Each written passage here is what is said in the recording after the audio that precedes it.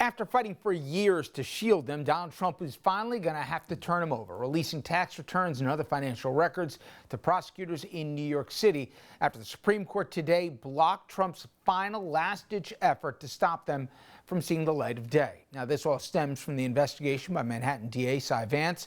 It started with a probe into hush money payments to two women who allegedly had affairs with Trump. And the case, well, it's grown into a focus on the Trump Organization's business dealings. Investigators, they're going to get their hands on 8 years of tax documents and financial records. And court filings show the prosecutors are also probing allegations of tax and insurance fraud. I should tell you, this is hardly the only legal headaches Trump is facing, even in the state of New York. The Attorney General there, Letitia James, she's conducting a civil investigation into whether or not the Trump Organization inflated the values of assets in order to get favorable loan and insurance terms. The former president also facing tons of other potential legal exposure over the Capitol riot, his attempts to bully election officials in Georgia and change votes, and trust me, the list goes on and on. I want to bring in our guest, perfect guy to get into all this, Harry Litman, a former federal prosecutor who was also a top DOJ official during the Clinton administration. Harry, always good for giving us a few minutes. Thank you. Good to be here, Richard. All right, break it down. Now that all the stalling's gone and he's going to have to turn over, let's start off with the tax returns. Specifically, Vance wanted 8 years. What do you think he's hoping to find from him and the significance to his probe?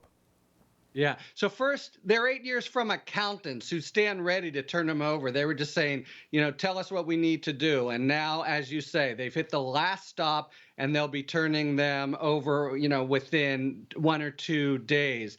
Here's the basic notion. We learned this from Michael Cohen way back when with the hush money payments, but it seems to be a broader strategy, or at least that's what they're looking for. The idea is they commit fraud to coming and going. When they're looking to get a loan off of a property, they say that property's valuation is high. When they have to pay taxes, they say it's low. Each of those things can be a little difficult to prove and to make a jury understand. But, and I've had cases like this, when you line them up together and the same building is, 50% of the valuation here as there, it gets pretty darn clear. So the basic notion is monkeying around with the valuation of assets to defraud whom? Banks on the one hand, the tax authorities on the other. This probe, I know you know this, but it's not like Vance has been sitting on his hands. This has been going on for the last year. He's spoken to a whole bunch of folks. We learned as recently as the last few days he spoke to Michael Cohen, probably again. To me, the guy I'm really interested, you mentioned the accounting firm Mazars and Alan Weisselberg. Is there a chance, Harry, that Weisselberg might have told a different story a while ago, but now all of a sudden that they've got their hands on these records, he could turn out to be a cooperating witness or even somebody who's going to flip to keep themselves out of hot water. There's a lot of shady characters here, especially if you lived in the Trump world for more than a few decades. You got to think each of them's got a story to sell and also a reason to cover their own backside. Weisselberg in particular, he's the classic guy you want to put pressure on. He's the CFO, the chief financial officer of Trumpland, and he's been with them for years and years. He's 74 and not looking to spend the rest of his life in jail. And you can imagine he was forced to do a lot of unsavory things by Donald Trump. If so, I think he would be a really valuable witness.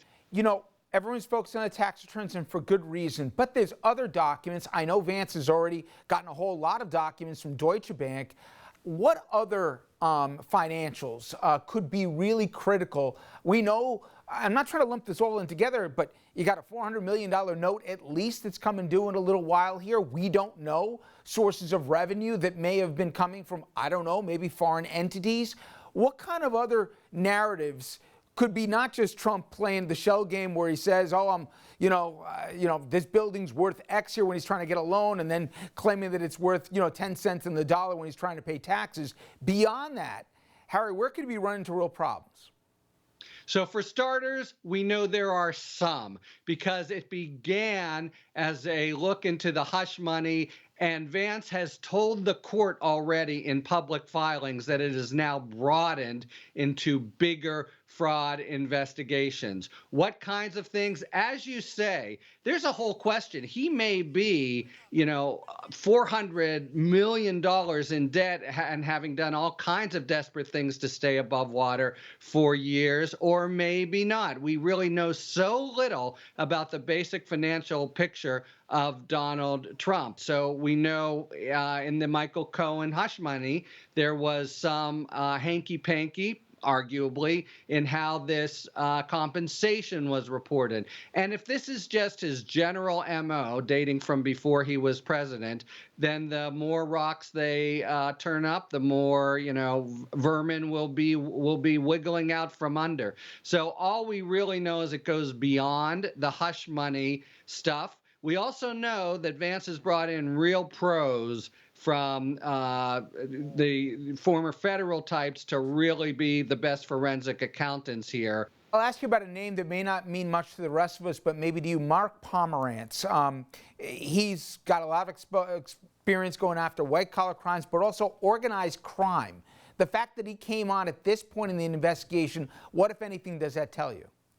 Yeah, so I mean, it's telling me that the approach is the kind of, hardball of organized crime, of turning, it tells me that they've maybe concluded there's a kind of a criminal culture or element there, and they have to really put the screws to certain people, and there's an art and expertise to that, and they're ready to play that game. What exactly kind of criminal enterprise we're talking about, hard to say, but man, at every turn, and I would include the Mueller report and the 2 impeachments here, we have found Trump pretty indifferent to the kinds of tactics and whether they run afoul of the criminal law. So where money and especially keeping his own head above water are concerned, the shenanigans are limited only by his imagination.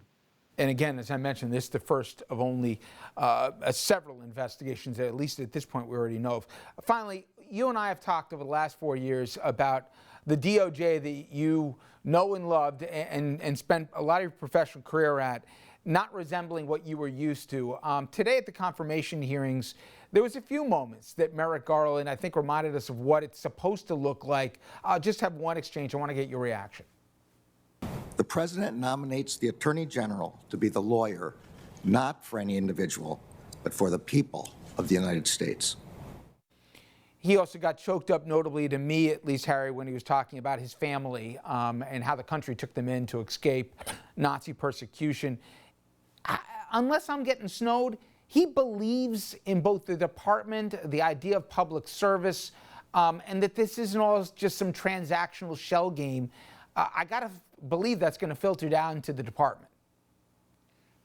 I've known the guy for 35 years. I worked down the hall from him in the Department of Justice for 5 years. You are not getting snowed. That is his DNA. He's colossally smart, has impeccable integrity, but on top of everything else, remarkable decency. He's there for the 115,000 who I'm sure were doing high fives and thinking, the cavalry's finally arrived. What you see is what you get, and what you see is quite a lot today in Merrick Garland. Sure seemed that way. Harry Litman, as always, thank you so much. I appreciate it.